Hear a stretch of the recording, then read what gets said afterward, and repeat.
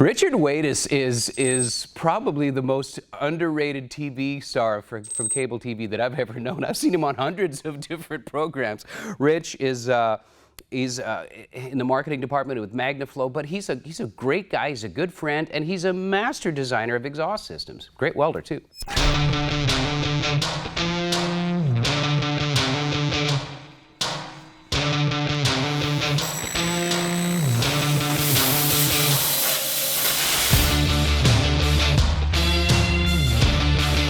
The Jaguar application already is a little complicated when it comes to exhaust, but in this particular case, we've got an LS motor going in, which means we've pretty much got to revamp everything. The factory motor is big in itself, but it didn't make big horsepower, so I've got to take that factory sub 2-inch exhaust, which routed through the complicated rear end quite easily, and convert it to a 2.5-inch mandrel bent to support the power that we have coming out of the LS.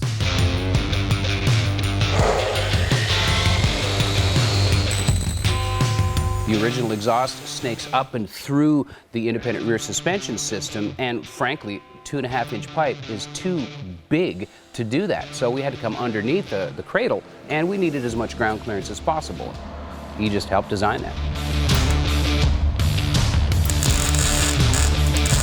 Coming in to do the work on this exhaust system, I had two plans. One was to see what it would take to just get through the complexity of the exhaust system that Jaguar had never intended to be this large to support this much horsepower.